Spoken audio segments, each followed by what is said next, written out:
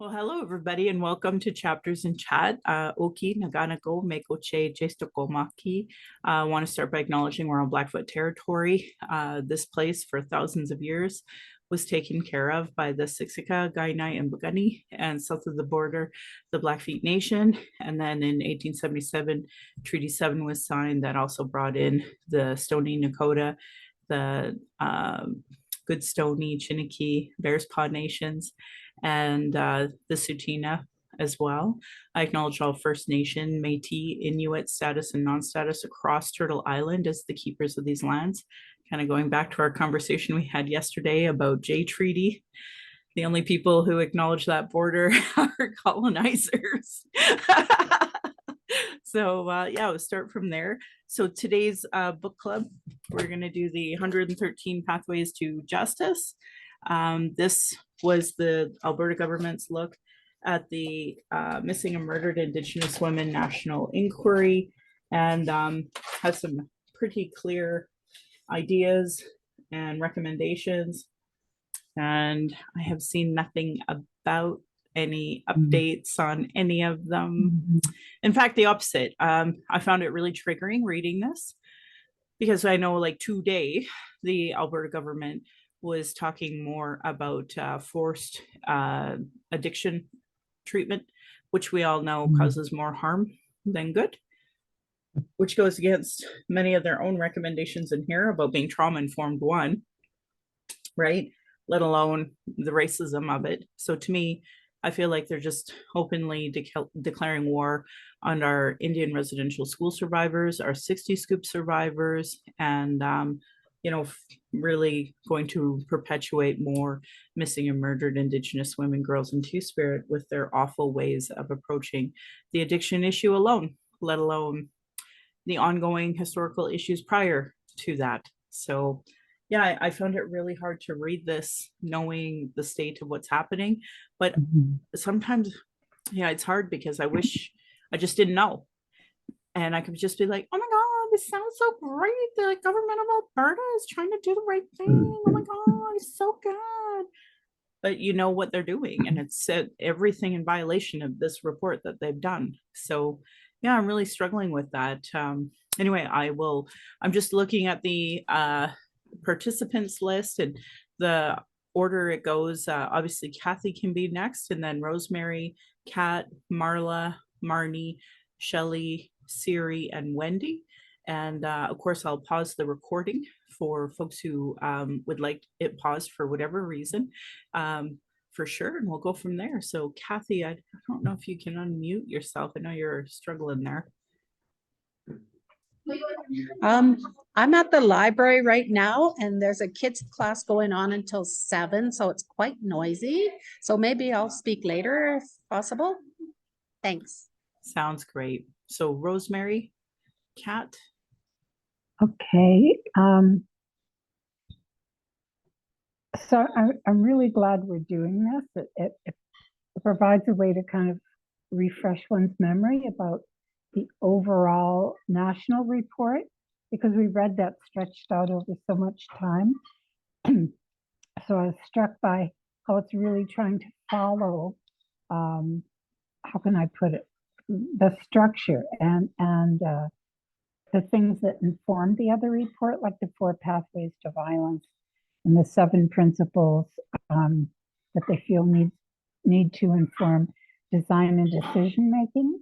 I've only gotten through part 1 through, I'm in the middle of the anti-racism section. I'm struck by how much attention, I shouldn't be surprised in Alberta, to how much attention is being paid to the issue of anti-racism.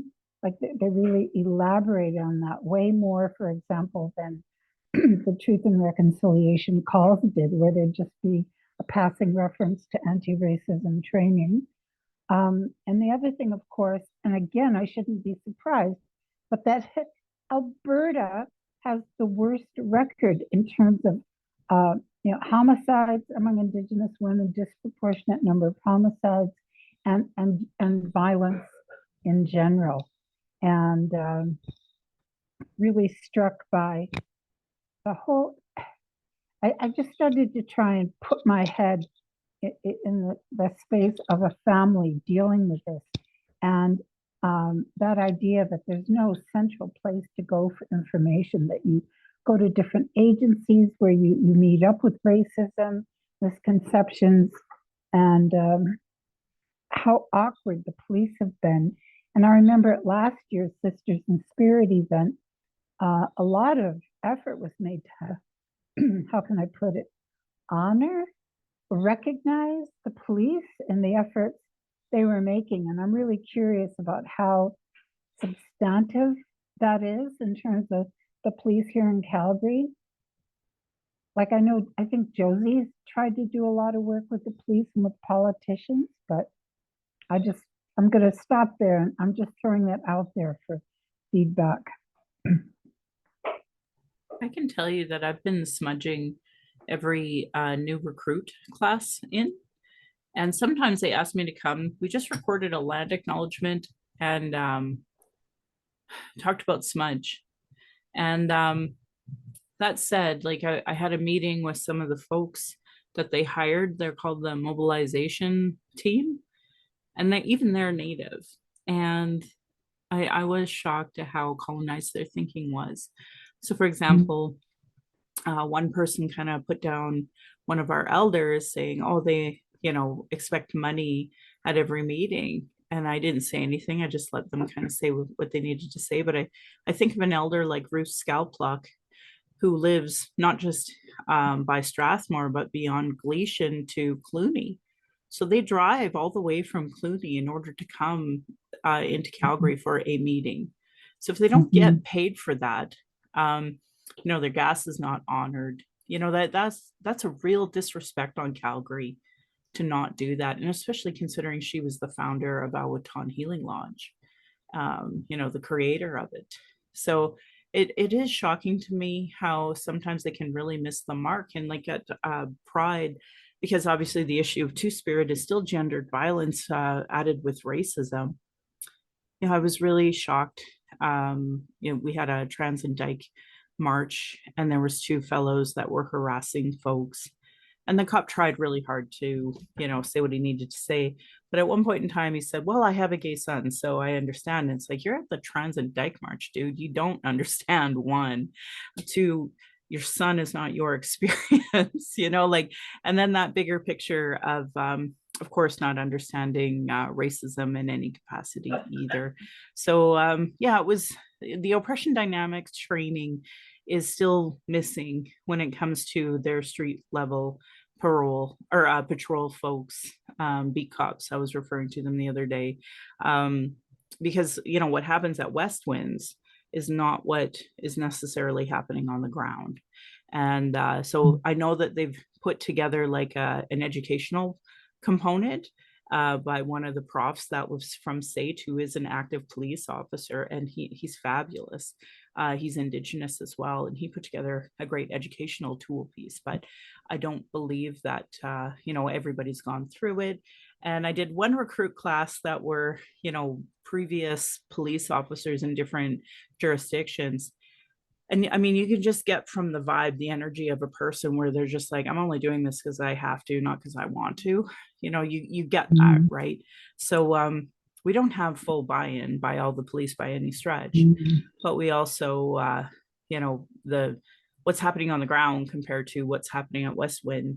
I'm hoping eventually we're going to see less and less on the ground, but with the new mandate from the Alberta government and the way that they're handling addiction with forced treatment, so jail, right? That they say is not jail, but is jail for addiction, and and they don't have the proper housing after. So what usually happens, and has happened since Ralph Klein made cuts to mental health, is as soon as somebody gets out, they go straight back to the addiction route because there's no housing for them or support network afterwards, right? So it's just such a vicious cycle, and it's just declaring war on Indigenous, in my opinion. So it's the opposite. Like you're seeing all these anti-racism pieces, like Like clearly the Alberta government did not read this report, right? Mhm. Mhm.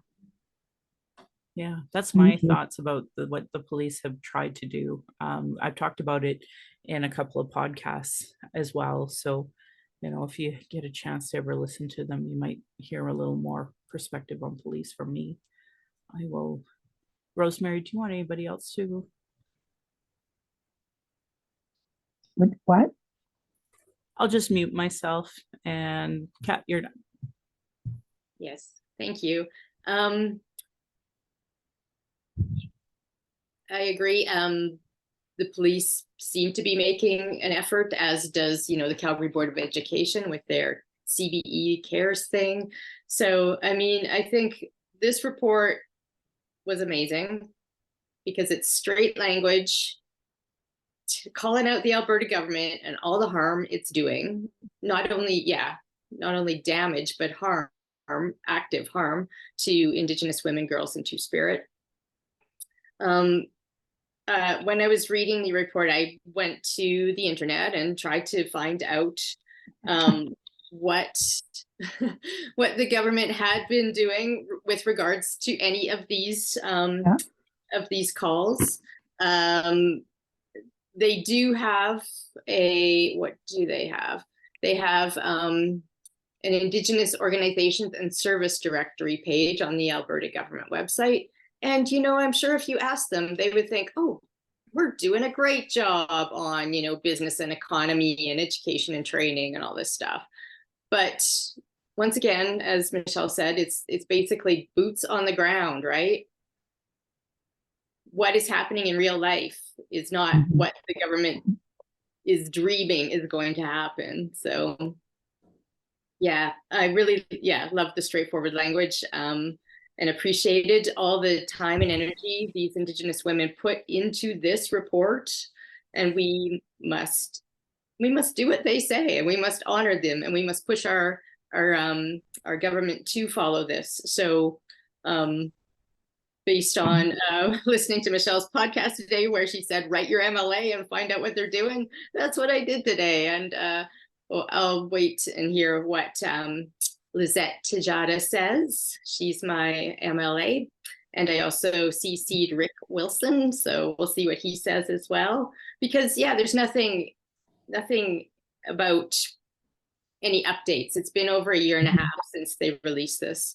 And so what are they doing? What has been done? How are they working with other departments to get all this stuff in progress? I mean, geez, internet in rural areas, for goodness sake, that would not just help Indigenous women, girls, and Two-Spirit, it would help everybody. So get on it.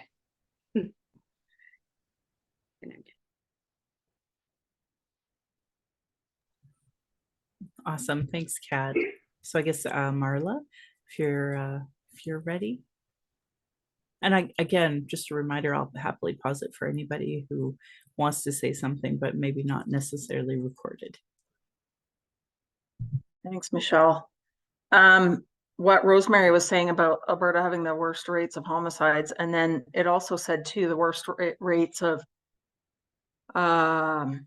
unsolved cases, and that kind of hit home to me after having just been on the Highway of Tears, and I thought, oh God, that's a wake-up call, because that's horrific enough.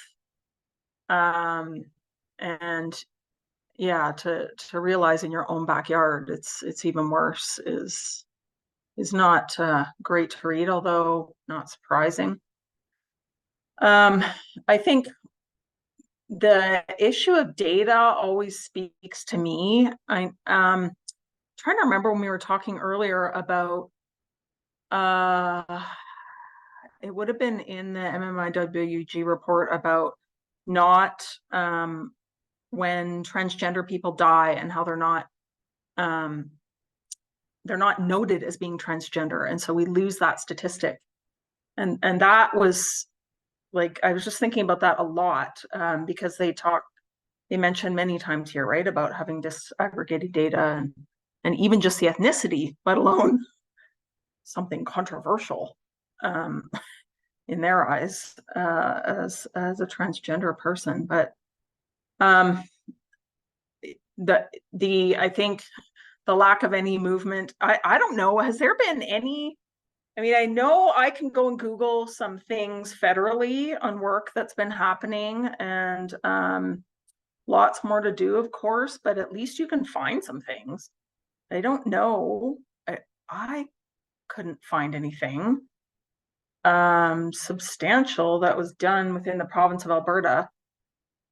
But, you know, also what frustrated me was the fact that this report was written at all. Because in a way, I kept thinking, why can't they just use the federal report? Like, why create another report from a report and also sit in inaction? So that I find extremely frustrating. Yeah, if you're not going to do anything about it, what's the point anyway? It just makes people think you're doing something and talking the talk. And it does say in the conclusion, every 3 years, right? Minimally every 3 years, they should be updating where they're at. And certainly there's nothing out there. Yeah, I think data and research were the areas that were really kind of speaking to me. And I mean, oh yeah, right at the very beginning, actually, when they're talking about the 7 principles too, when they say, reframing it as a denial of rights versus unfulfilled needs. I thought that was a really good statement to make, right? Exposure to violence would then be seen as a systemic violation of rights to gender equality, requiring broad structural changes instead of a symptom of service gaps. And I think that's how our government would still handle it, is as service gaps. They don't really want to acknowledge that it's much more work that's involved to move any of this forward. I did want to say I'm also reading at the same time Ruth Scalplock's book. So it's really interesting to hear her story about how she's came to bring Autan to existence. Because I know you've been a big supporter, Michelle, of the shit that's happening on the board there. So I kind of wanted to hear her story. Oh, and also there's a spelling mistake in the provincial report for Jackie Bromley's name. It's spelled with a W in one point, and that just makes me mad too. Why can't you spell her name right? I've been able to meet her, and she's a smart lady, and the two of those, I don't know, they're powerhouses, and I'm happy to know that she was involved in this report, but also just super frustrated by the whole thing as well.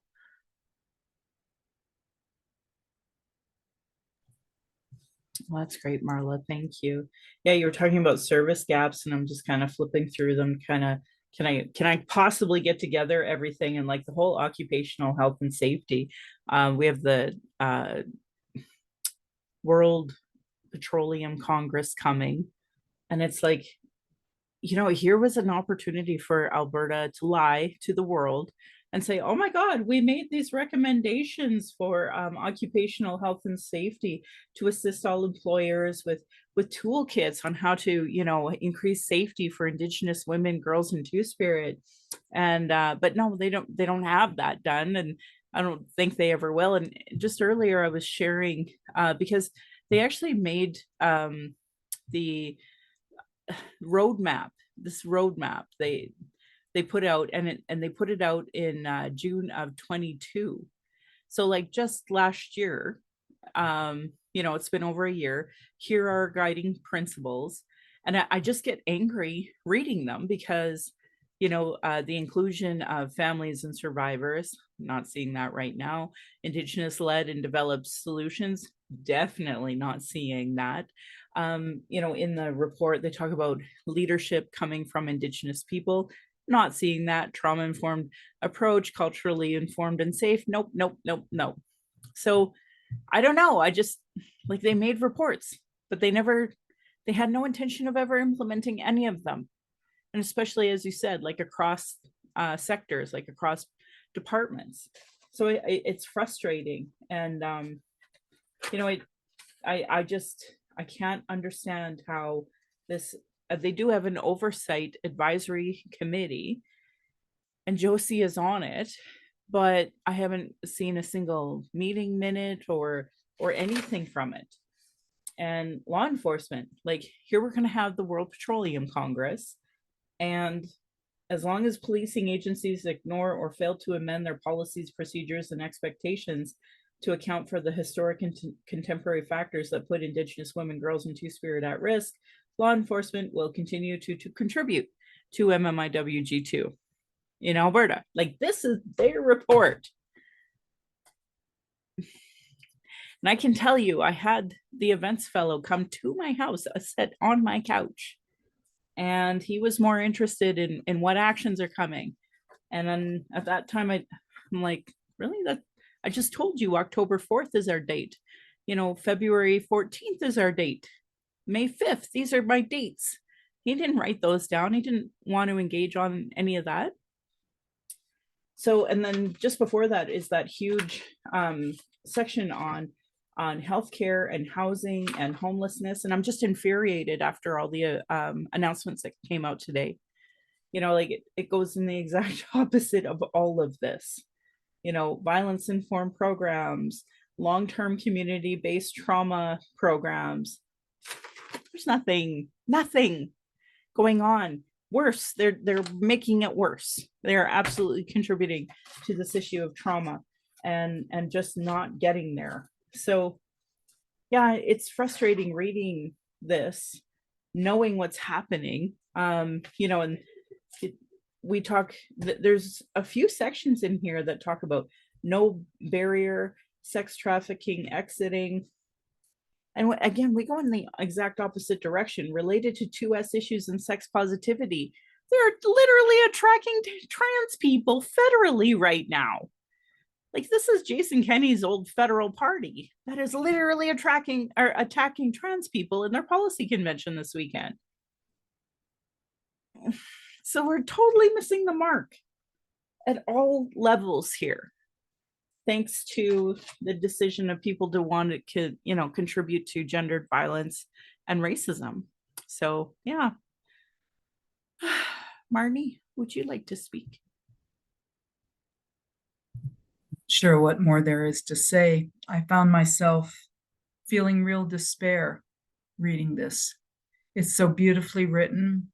It's the recommendations are so straightforward, so obvious. We just don't give a shit. I think that's the hard truth of it, and that's why I felt despair. How many of these reports have we read now? And you know, I can count on maybe both hands, but probably just one, what's come from any of them. And so, you know, when you talk about the trainings, I think, you know, you can go to trainings and you can get it in your head, but unless you got it in your heart and your body, you're not going to get it. And your response is going to be automatic. It's going to be well trained. We've all been so trained in this culture of colonization and white supremacy, and I'm fed up with the government and corporations, communities having all the right talk and thinking that's all that's necessary. And so that's I mean, I have a lot of different points about different aspects of this document, but in some ways they don't matter because I'm not sure what the point of this document was. They're not doing anything, you know. And that when I read about the every 3 years, I thought, wow. And then I looked at the date of when the thing was written. So anyway, I feel despair. I'm also not very well, so I'm likely to just get out at some point. I'm fine, but don't have a lot of stamina. But I did want to hear what folks had to say about this. Oh, Marnie, I'm sorry to hear you're not feeling well. And yeah, it sucks. I apologize that that's where we're at. If you feel like you need to unmute and chime in because you have some some strength giver for sure. So let's have a look here. Maybe we'll go with Shelley. I was able to read the whole thing. It was very hard to read because, in the sense that it wasn't loading. It's like it didn't want me to read it, but I've read it. But it kept saying nothing about us without us, and I remember it's also a disability logo slogan, and it's like if you're, it goes back to a Latin word. I don't remember what it is, that if you're going to talk about the people, they need to be at the table, because if they're not at the table, they're not on the menu. And I think that's what I was thinking. It's like when I was reading it, I'm like, they're going to have to hire a whole bunch of Indigenous people to do this work, because if it's just white social worker women that are doing it, it's going to just create more harm. And I haven't seen any postings for any of this stuff. And sometimes they talked about doing research. I'm like, well, isn't this all done researched enough? Like, how much more do we need? We don't need. And the way they talk about the unhoused, the way people talk about it, people with addictions and unhoused people, is like how they treat people. And I think it was beautifully written. But I just don't see this government taking steps to decolonize themselves. Because they talked about decolonizing, which is great, but I just don't see them taking the step under Smith. Like I just don't see it. And they only require 1 day of Indigenous training for staff, and that's not enough to get to start to get rid of the stereotypes and stuff that's been bombarded to us. That's all I have. Well, that's really good, I think. All right. Kathy, do you want to give it a go and see what you got to say? Sure, it's starting to quiet down as some of the kids are leaving. Yeah, it was. Everybody can hear me, right? I've unmuted. Okay. It was, like a really hard read for me. Like, I mean, it started with just, read at the executive summary. It says like, it's just so cavalier for me. It's like they say mass killings, residential schools, forced removal of children, and forced coerced sterilizations are acts of genocide. Like it's just like, for some reason, it was a real gut punch to me. Like it's just, to me, it's like you're reading and it's just like, boom, like for me that, I don't know if I was just really emotional that day I was reading that, but it was just like, it started out with like a real gut punch. And then I'm reading all of these things and I'm going, yeah, that sounds so good. That's so great. But then my mind started going, but they're not doing any of this. So then it went back to being really hard reading again. Like, it's just like, yeah, it's all lip service. It's no concrete actions. But like when they were talking about the 4 pathways,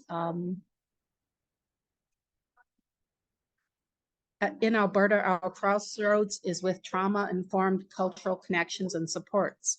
This new path requires reviewing government policies, procedures, programs, and services in areas including, but not limited to, health, addictions, and mental health, law enforcement, and social services to ensure they are trauma-informed, engage Indigenous communities and organizations, and connect Indigenous women, girls, and 2S+ people with their cultures. It also involves building relationships with local Indigenous communities and significant training and trauma-informed approaches for all staff in these sectors. I don't know, it just, when I was reading that, it brought to mind like all these culture camps that you see and how expensive they are, that we have to pay to relearn some of our culture.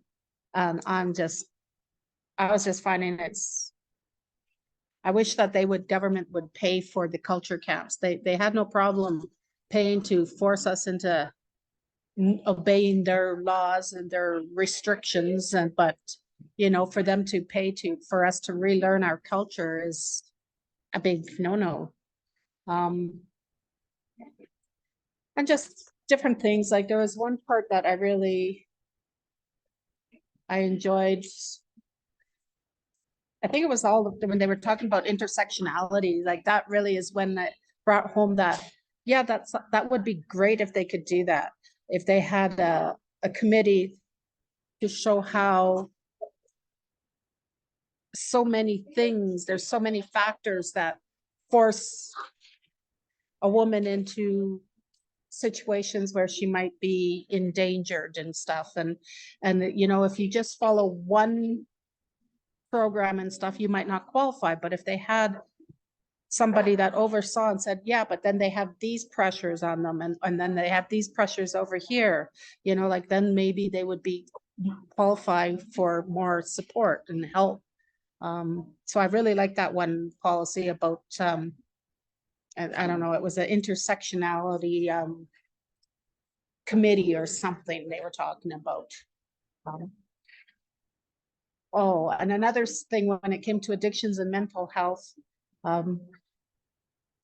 it talks about having training will include knowledge building around appropriate referrals and service providers and capacity building activities for better supporting Indigenous people addressing addictions. I just like that whole idea that appropriate referrals, because I have so much trouble. My doctor, I've been with her for a decade already. She's East Indian. She refers me to East Indian doctors all the time. And I get the most racist responses from these specialists she sends me to. It's like totally useless for me to go to these specialists because they don't treat me like a human. They don't answer my questions. They just, boom, get their money from the government for looking at me, and that's it. They don't actually help me in any way, shape, or form, really.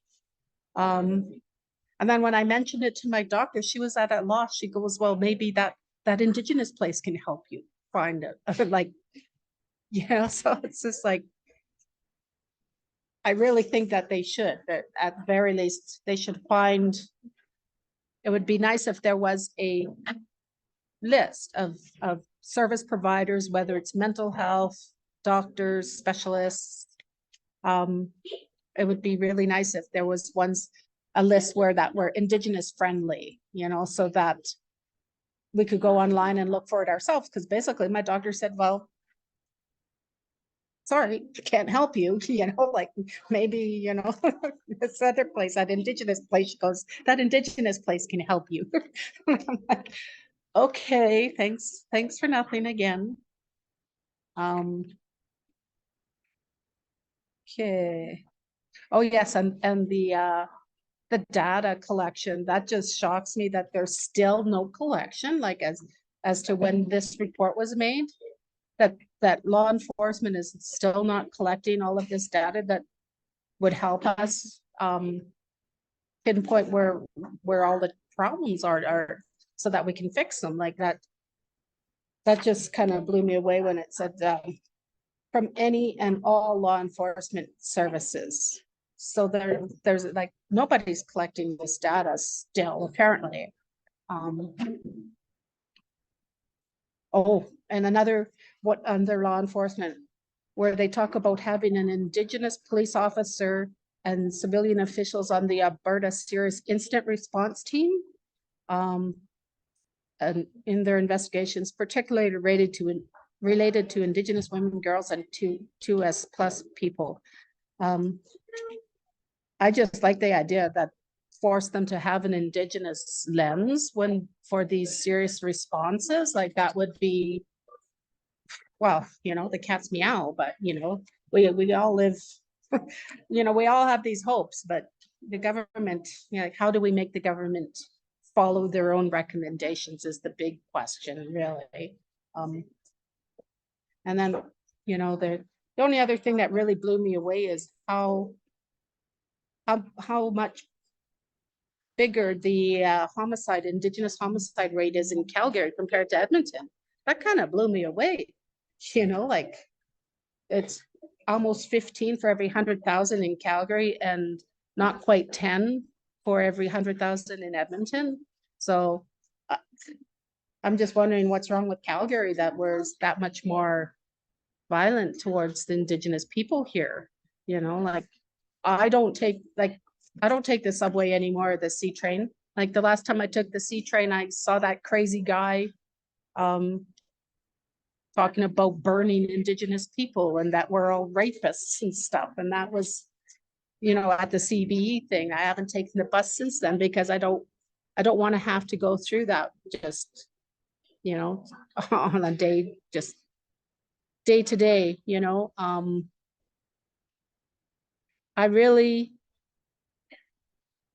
It seems like a lot of this stuff sounds so good on paper. It really is good. It really is wonderful if the government would actually follow through on any of their recommendations. And it says that they're not just recommendations. They say they should act on these things, right? And they're not doing it. So it's kind of sad. It just made me really sad to read all this. It's like one hand I'd be going, yes. And the other hand I'd be going, yeah, you know? So that's all I have to say.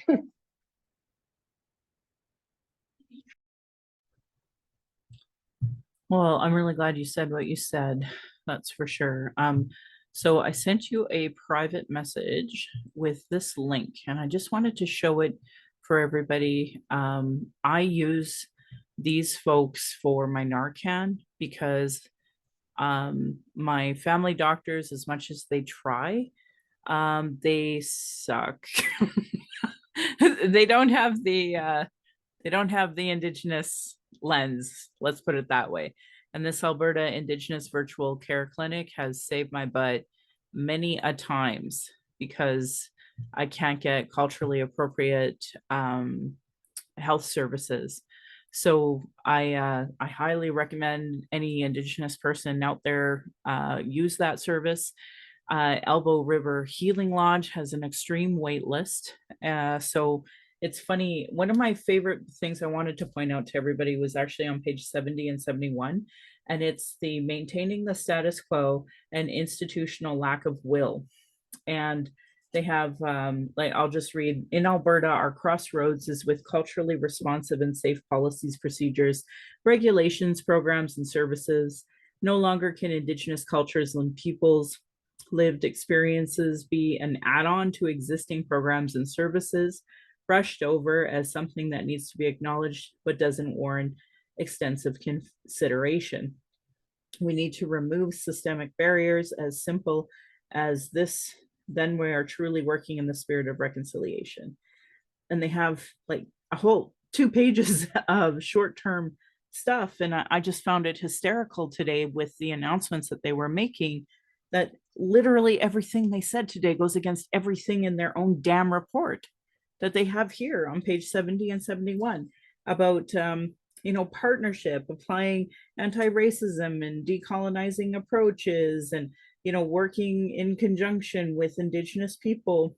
Something somebody asked about policing, and something else I forgot to say, but I did like a TikTok on it and a podcast, was the federal money that's going to Pride organizations is literally a new police budget.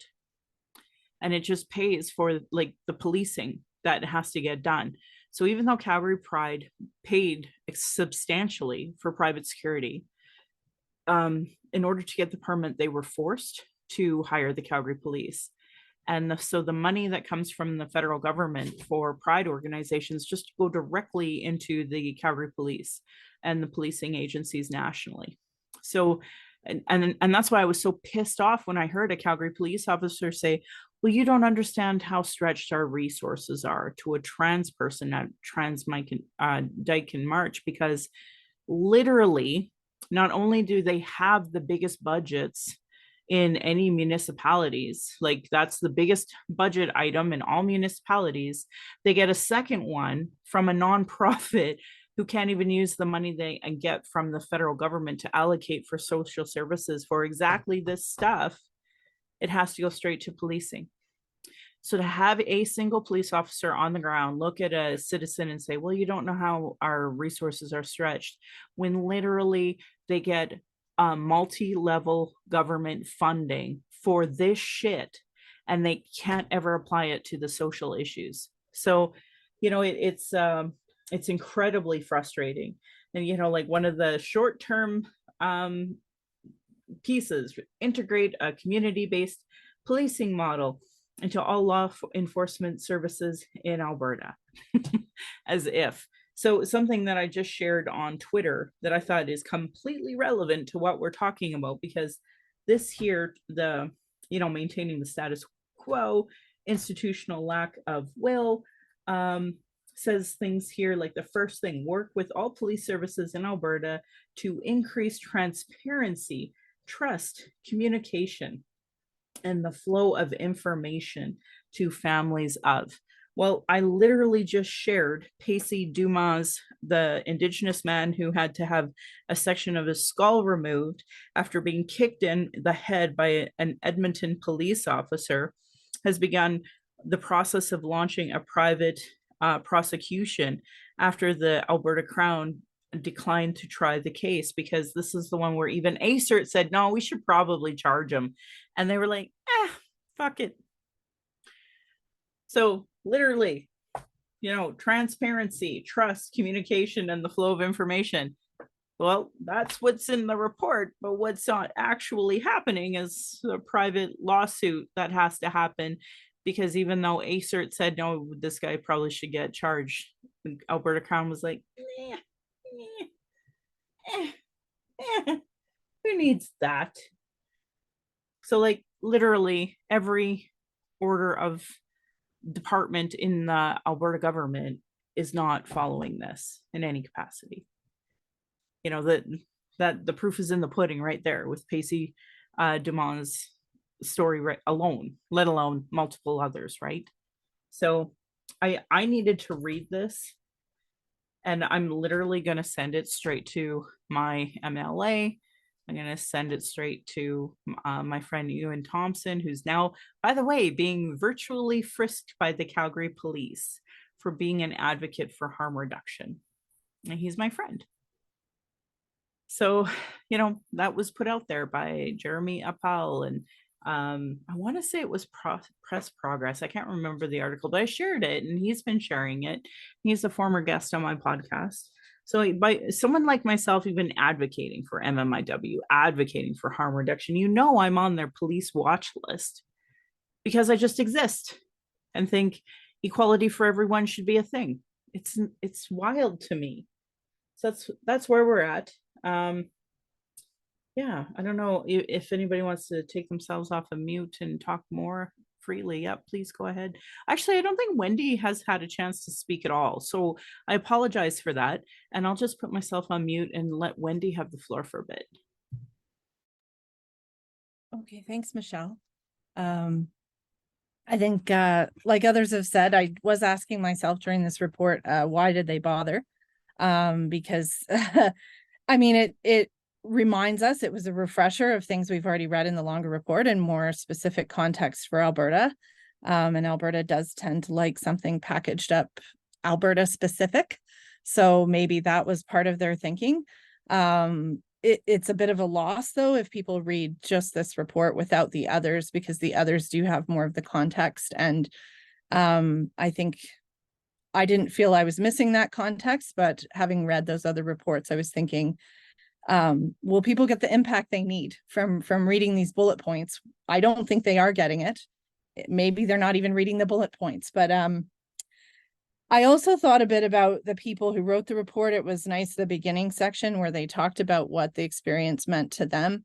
But then I noticed that there was a team, and the team that kept changing over were the MLAs. Like, so the non-Indigenous people on that committee changed over a few times. And I was thinking that probably made this quite a hardship for that committee to like get this off the ground and have this be meaningful, and probably is connected to everything we're discussing here about why is this not uptaken.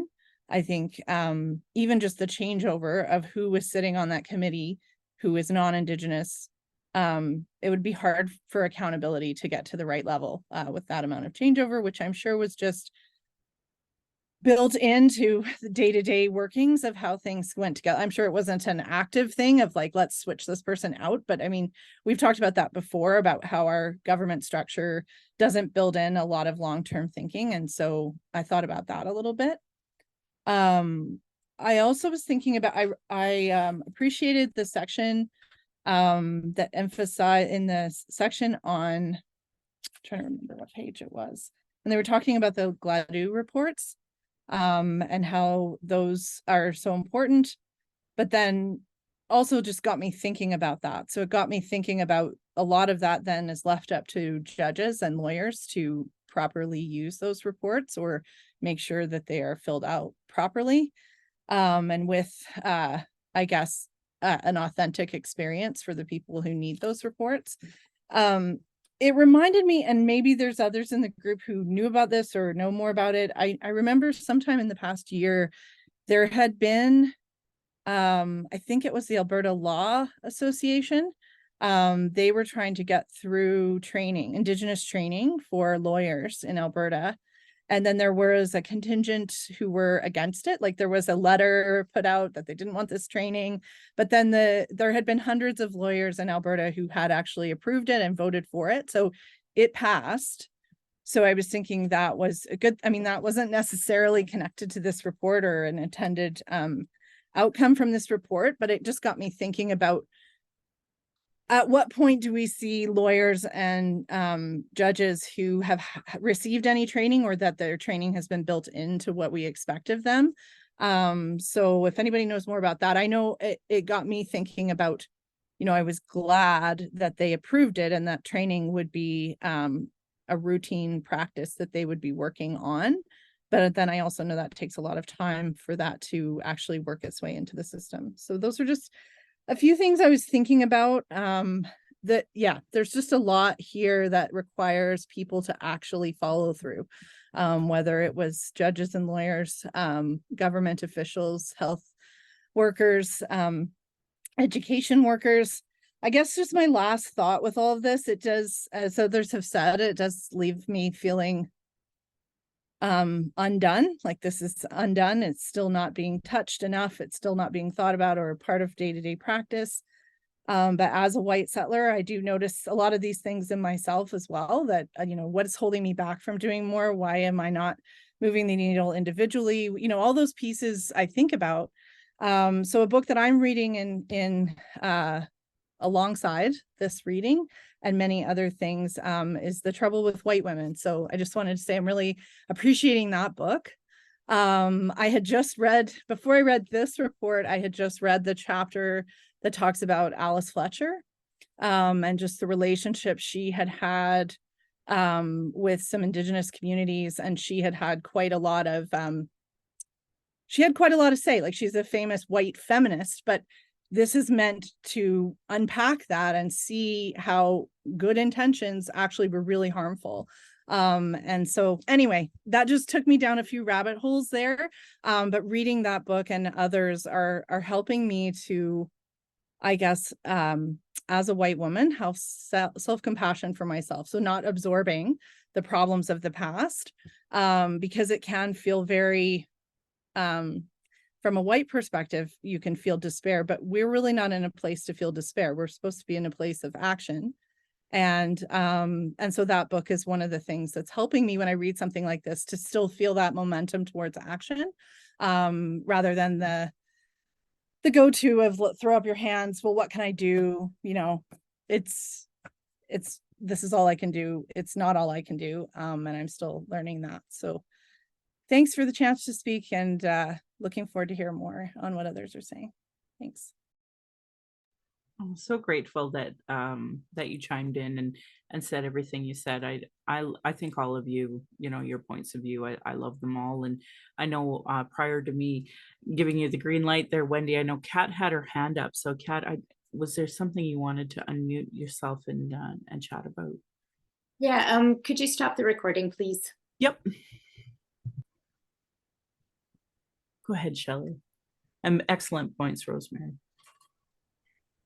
I was also, what I did like about it is that it said that it needs multi-year approach funding, not just 1 year, one cycle. It needs multi-year approach funding, which I think that's what all systemic issues need is multi-year, multi-cycle, whatever funding, because you're not going to get anywhere with only 1 year funding. Yeah, But agreed. we have yet to see that. Yeah, I'd love to see folks from here, maybe our reg group as well, where there's this big discussion about housing.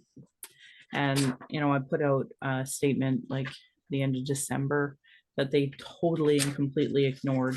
But there are components of housing in this report that we could, you know, tell the city to follow the keys, the recommendations in here, the pathways to justice, and having that a part of their world. So just going to throw that out there as well. And I'm going to be putting out some kind of rebuttal about this bullshit I seen today talking about the addictions and mental health component, because like they completely fucked their own report over on this. So it's just so upsetting. I don't know.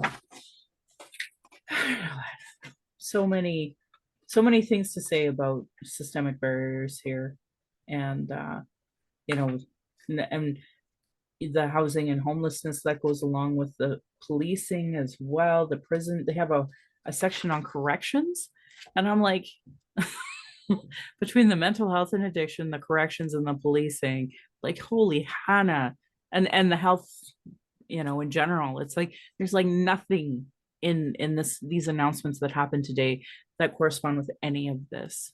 So kind of back to the point about mandate letters, like you imagine if the you know, health minister, the addictions minister, the policing or public safety minister, like they were all working in conjunction of following these reports, how strong that could be and how that would actually solve the problem. But that would be, you know, Indigenous led, and as Rosemary said, talking about giving away some power, you know, to allow that. Kathy, go ahead. Kathy, go ahead. Oh, Oh, sorry, I unmuted you. I was like asked to unmute when you hit unmute. okay. No, I was just, sorry, I was waiting for you to stop talking and my finger accidentally pressed. So if you aren't finished, then I'm more than happy to wait. No, go ahead, please, Kathy. Okay, it's just like under the housing and homelessness, when you're talking about it, there's a bullet on pathway 83. It talks about evaluate and report whether funding for housing and homelessness services is going directly to Indigenous-led organizations and achieving positive outcomes for Indigenous women, girls, and 2S+ people. Like, that would be so great if that could happen, if they actually just gave us the money and let us take care of our people the way we know how and want to. Right. Like, yeah. And the other thing that there was that whole section and they kept talking about Avotan like it was like up on a pedestal, and I'm just wondering what the heck is going on. Like, when was this report written? Has things changed that much since this report was written? Yeah.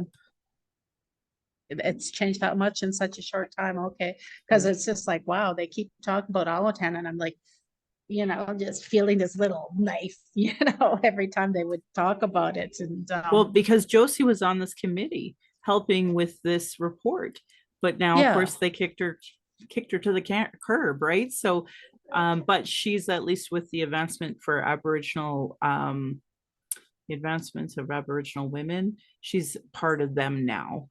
But okay, yeah, but still, like, your point remains. Here we have, you know, an organization that is now basically appropriating a culture, what denying Indigenous people the services they should have. And you know, it's no, I'm not mad at the staff. I'm just that board of directors to deny our memberships, to deny Indigenous board members, like it's just awful. So I'm with you, Kathy, and you're right. I feel the same way. It's so hard reading this and then hearing today these announcements. It just stings and stings and stings. It's just like constantly. So I wish non-Indigenous people understood the trauma of hearing this like double speak coming from government, right? And coming from institutions, and how horrible that feels. So what announcements came out today? I'm kind of out of the loop here because I don't have home internet or cable anymore, and I've been out of data for 2 weeks already. Oh my goodness. So Yeah, I'm fair. like totally in the dark about everything right now. Yeah. Basically, the Edmonton police chief, in conjunction with a bunch of MLAs, talked about their forced treatment. They call it compassionate care. It's like, talk about 1984 Orwellian doublespeak, where it's like, oh no, we're just going to beat the shit out of you, throw you in a jail, and expect you to recover. It's fine. It's totally compassionate. They were talking a lot about that today. And it's just so infuriating in context of what we're reading, right? Okay. Yeah. Thanks. No, thanks, Kathy, for letting us know. Go ahead, Kat. Well, speaking of boards too, I looked up the board or the committee of the Alberta Anti-Racism Action Committee. There's only literally one Indigenous person on it out of maybe a group of 15. One. I know they mentioned it in this report too, that there should be more representation on that board. Regarding policing, there are only 3 nations in Alberta who have their own police service. The Tsuut'ina, the Blood, and the Lakeshore nations. Everything else is monitored by the RCMP. So maybe if Indigenous nations had their own police service, it might be a little more helpful. And that is in this report over and over again, how non-Indigenous police services should be working in conjunction with police services. And I know the Calgary Police is really leaning heavy on Tsuut'ina and the Bloods, but I mean, that's a lot of policing. And the RCMP, like, we know they don't care. We see what they do out at Wet'suwet'en. So it's so infuriating and frustrating. So great points. Anybody else? We can call it early tonight. I just wanted to come back to the anti-racism section. The one thing that I thought was pretty gross. So they say the Canadian Charter of Rights and Freedoms, the Canadian Human Rights Act, International Human Rights Instruments, and the Alberta Human Rights Act can be critical accountability instruments, but they are not currently being used in Alberta to protect the rights of Indigenous women, girls, and 2S+ people. I mean, that says it all. That's pretty gross. But it's great to have it black and white, because when I say it for non-Indigenous, it goes in one ear and out the other, right? And we can collectively tell non-Indigenous as Indigenous people, did you know we can't ever get any, rights through the Human Rights Commission? And it goes in one ear and out the other. Worse, half of our people think, oh, it should totally go to the Alberta Human Rights Commission. It's like, bitch, have you ever tried this system? It doesn't work. So, at least if it's in black and white, maybe settlers will be like, oh my God, I had no idea. And maybe it'll actually hit them. I don't know. But speaking of that too, this hits me a lot too. And I know we're all on journeys of learning. But wouldn't it be nice if, like, the law society or whatever, if lawyers could actually say, oh, I've actually done that training, as opposed to, why should I have to take that training? I mean, imagine the day when settlers can say, I have learned something today about Indigenous people and about, something, anything. Well, Anything. It would be maybe amazing. I actually seen an Indigenous person say that for September 30th. Can people please tell us, what is it you know? What is it you've learned? What are, and I try to kind of say that on my podcast, where it's like, please, I'd love to hear about initiatives of reconciliation that have happened, whether, because half of my listeners are in Ontario, the other half are in Alberta. That's not true. Like, no, I have them all over the world, but the majority are in those two provinces. And it's like, why can't we start highlighting these great examples? Like, I very rarely have settlers on my podcast, but when I do, it's usually because they are working on some sort of reconciliation initiative or something that strongly affects Indigenous people, right? So it, like, honestly, if you all wanted to, and anyone listening wants to, put out things that I've learned, right? Give us some hope, folks.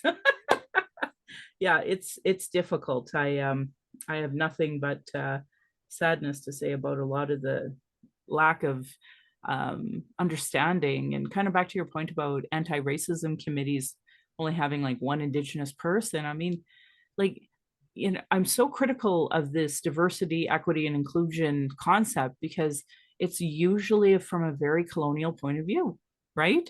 So yeah, you can have a Black person or a person in a wheelchair talking about diversity, inclusion, and equity, but if you're not coming from a decolonial lens, then you're just perpetuating colonialism through this DEI lens, right? Yeah. So yeah, all right, thanks, folks. Yeah, go ahead, Shelley. And I don't agree with the DEI where, say, I would to talk about something else that like Indigenous issues, that wouldn't work. I should only be talking about disability issues, but I don't like the DEI where they cross. And just because you've had some education in it that you are able to talk about other issues, that's not because you don't understand it from the root. So that's what I thought. Oh, agreed. Great point, Shelley. Yeah, actually, I heard on the CBC they had a woman talking about basically fat phobia and how that is an economic issue as well. And I was like, it was really great listening to it. Don't get me wrong.